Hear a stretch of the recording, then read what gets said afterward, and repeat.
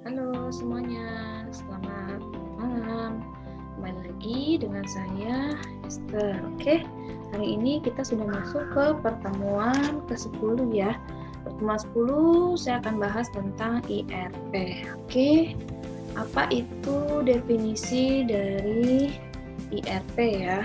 Oke, definisi singkat IRP adalah singkatan dari 3 elemen kata. Yang pertama dari kata enterprise atau yang artinya perusahaan, resource artinya sumber daya, planning artinya perencanaan. Di mana 3 kata konsep ini bawah adalah mencerminkan sebuah konsep yang berujung kata kerja yaitu planning. Nah, bisa dikatakan IRP adalah sebuah sistem informasi perusahaan yang dirancang untuk mengkoordinasi semua sumber daya, informasi, dan aktivitas yang diperlukan untuk proses bisnis secara lengkap.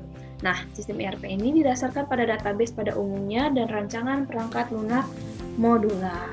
Oke, di mana IRP merupakan suatu software yang mengintegrasikan semua departemen dan fungsi suatu perangkat ke suatu sistem yang dapat melayani semua kebutuhan perusahaan, baik dari departemen penjualan, HRD, produksi, dan keuangan.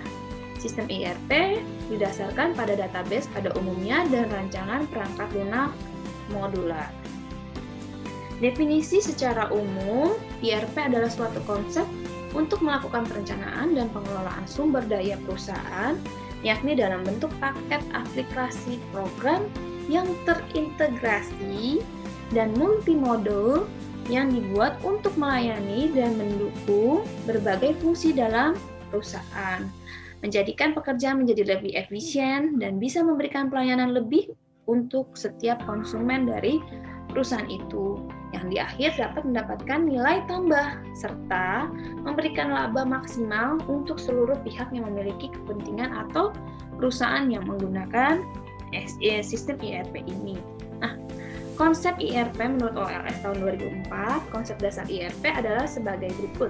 Yang pertama, menurut Davenport tahun 1998, IRP tersusun dari suatu paket software secara komersial. Jadi, ini membutuhkan biaya yang sangat banyak sana, bukan software yang biasa ya. Lalu, sistem IRP merupakan paket sistem informasi yang bisa dikonfigurasikan.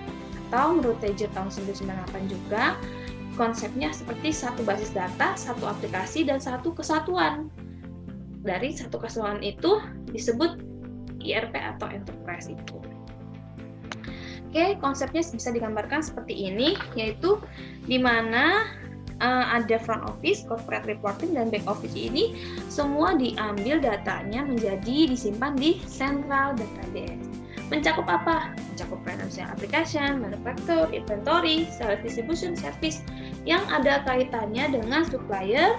Lalu kita menjadi perusahaan itu, lalu kita memberikan mengolah data itu untuk bisa dilihat dari customer atau di customer-nya.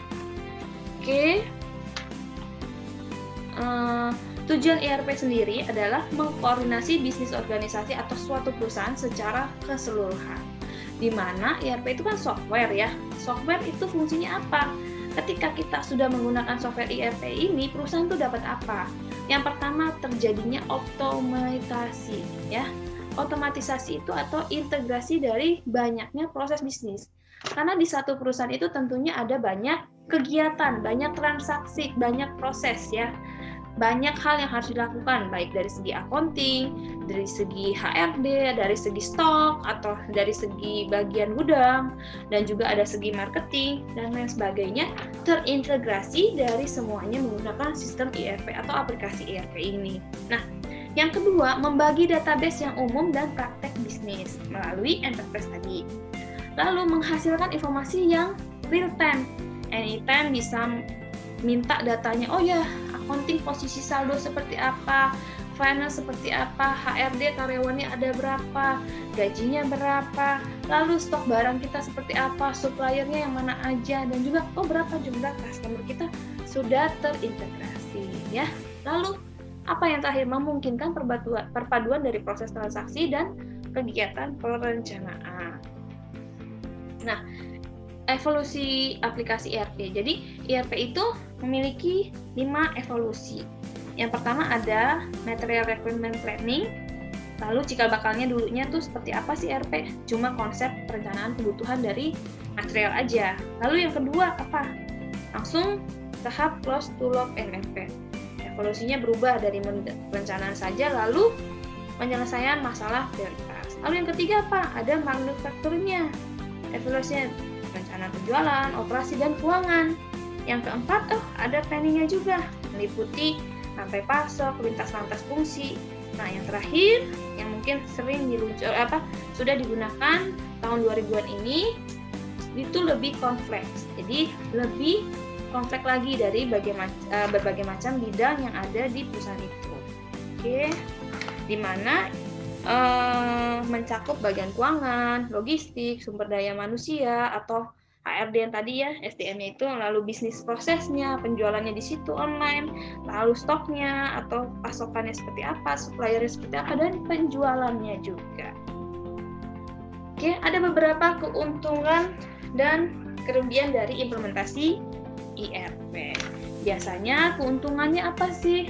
Lebih terintegrasi secara fungsional dan juga bisa meyakinkan komunikasi produktivitas dan efisiensi yang tepat.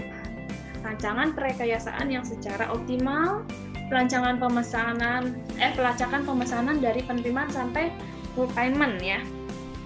Oke, lalu mengatur ketergantungannya, pelacakan juga lebih dari segi pembelian, penerimaan inventory, dan biayanya. Lalu apalagi akuntansinya juga bisa dilihat secara keseluruhan. Jadi program ini atau software ini sudah terintegrasi seluruh bagian ya. Oke, kelemahannya apa? Biasanya customnya terbatas ya, tampilannya terbatas. Lalu biayanya sangat mahal. Lalu biasanya sulit untuk menyesuaikan dengan standar industri. Jadi biasanya bisa juga kelihatan adaptasinya beda. Lalu sistemnya terlalu kompleks ya. Dan juga mungkin agak sedikit sensitif jika terjadi pembobolan sistem keamanan. Jadi kita lihat lagi ya, ada beberapa manfaatnya. Nah, sebagian kecil manfaatnya bisa diaplikasikan ke perusahaan, misalkan dari integrasi data keuangannya, lalu standarisasi proses operasinya, dan standarisasi data dan informasi. Jadi kita lihat lagi atau kita selektif lagi dalam memilih si program ERP ini atau aplikasi ERP ini atau software ERP ini. Ada beberapa tipsnya dalam memilih ERP. Nah, ini tipsnya, kita kenali knowledge-nya dan experience knowledge-nya. Jadi kita cek dulu ya, bagaimana sih software yang ditawarkan seperti apa. Apakah sudah sesuai dengan kenyataan apa yang diperlukan oleh perusahaan atau bahkan bisa menyebabkan kerugian. Nah, jadi kita cek bagaimana apakah sesuai dengan perusahaan ini dibutuhkannya seperti apa. Lalu menseleksi metodologinya, apa itu? Bagaimana kebutuhan perusahaan itu, ya, misalkan apakah dengan adanya software itu membantu atau misalkan bikin rumit ya.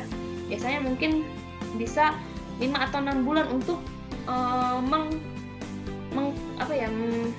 mengevaluasi atau misalkan bukan mengevaluasi tapi kita menganalisa. Maaf ya, maksudnya kalau evaluasi kan kita sudah beli, ini kita analisa dulu apakah software itu sudah tepat untuk perusahaan atau organisasi sesuai dengan kebutuhannya.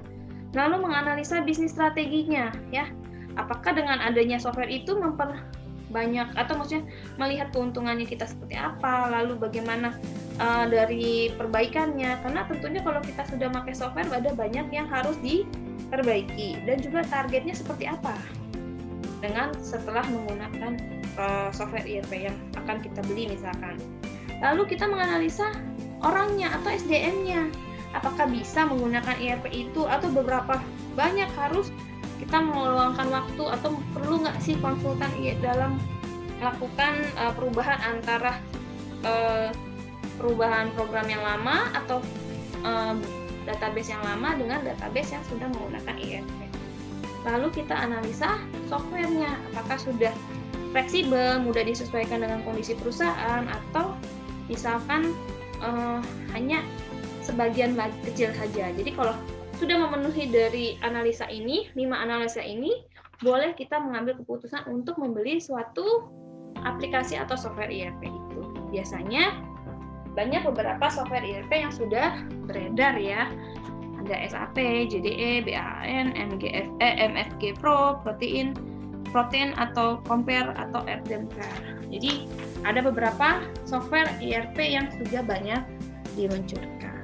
Oke, sekian dari saya. Terima kasih. Jika ada yang mau ditanyakan, boleh